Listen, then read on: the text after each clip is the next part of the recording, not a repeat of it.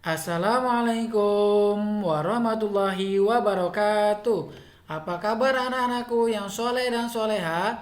Mudah-mudahan dalam keadaan sehat selalu dan tetap semangat untuk dapat menuntut ilmu. Karena barang siapa yang menuntut ilmu ya bersemangat menjalani untuk dapat menuntut ilmu, maka Allah mudahkan jalannya untuk masuk ke dalam surga. Oleh karena itu semangat ya. Kemudian bersyukur kepada Allah atas nikmat yang telah kalian dapatkan pada hari ini. Kalian diberikan nikmat luar biasa oleh Allah Subhanahu wa taala dari pertama kalian bangun sampai kalian tidur dan terbangun lagi 24 jam.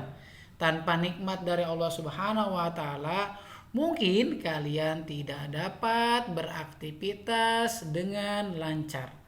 Kemudian sholawat serta salam tak lupa kita panjatkan kepada baginda Nabi besar Muhammad Sallallahu Alaihi Wasallam. Istiqomahlah dalam menjalankan sunnah-sunnah beliau. Oke? Ustadz mau bertanya kabar nih. Seperti biasa. Apa kabar anak soleh dan soleha? Alhamdulillah luar biasa. Pasti bisa. Allahu Akbar. Dengan takbir ya kita menjadi lebih semangat. Bertemu lagi dengan Ustadz Masdi di materi bab 9 halaman 76 di buku paket ya. Ini bab terakhir ya. Untuk materi kelas 4 bahasa Sunda. Apa judulnya? Judulnya adalah kadaharan sehat khas Sunda. Makanan sehat khas Sunda. Ya, makanan sehat. Coba kita lihat materinya di slide berikutnya. Kadaharan khasnya eta kadaharan nu secara khusus ngan aya di hiji daerah atau wewengkot ya. Jadi makanan ya yang ada hanya berada dalam satu wilayah itu saja. Misalkan di daerah Sunda pasti ada makanan khas sendiri. Di daerah Jawa Tengah atau Jawa Timur pasti mempunyai makanan sendiri, ya kan?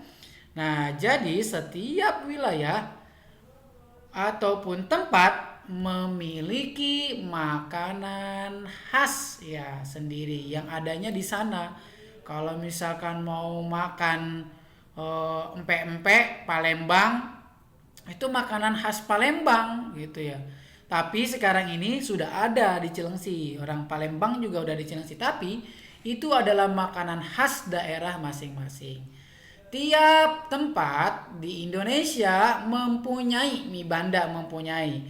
Kadaharan itu makanan khas ya. Makanan khasnya sendiri-sendiri. Tadi ada pempek Palembang. Kemudian ada keripik dari apa namanya? Atau masakan Padang.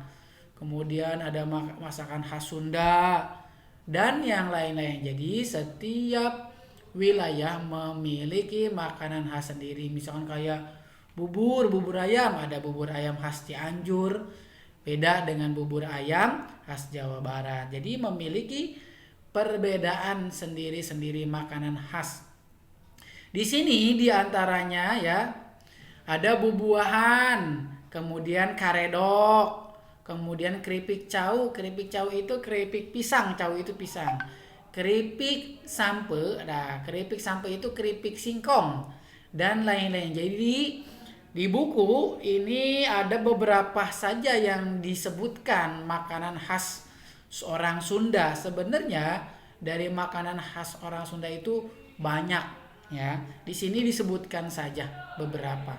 Kemudian di sini tadi gambarnya ada karedok. Karedok ini adalah sayur mayur ya yang dibubui dengan kacang. Kemudian ada keripik pisang ya, pisang digoreng menjadi keripik dari pisang. Keripik cau itu keripik pisang. Kemudian keripik tempe ya. Keripik tempe, keripik sampe, Keripik sampai itu adalah keripik singkong ya, terbuat dari singkong, dan terakhir adalah kicimpring. Nah, di sini di buku hanya beberapa saja yang dituliskan di buku, sebenarnya banyak. Makanan khas Sunda ada cucur, ada papais, ada dodol, ada uli ya. Sebenarnya lebih banyak sebenarnya, tapi kita mengikuti buku terlebih dahulu. Apabila kalian ingin lebih tahu, silakan kalian searching di Google makanan-makanan khas Jawa Barat ataupun Sunda. Kemudian dalam makanan khas Sunda bisa dibuat juga tentang karangan. Jadi kalian membuat karangan tentang makanan khas Sunda. Karangan ya, eksposisi yaitu karangan nu medar fakta. Jadi karangan yang dibuat fakta, misalkan kalian orang Sunda atau orang Jawa bercerita tentang makanan khas Sunda ataupun khas daerah kalian, misalkan ini terbuat dari sini, bahan-bahannya ini, kemudian benar-benar enak sekali, cara membuatnya seperti ini.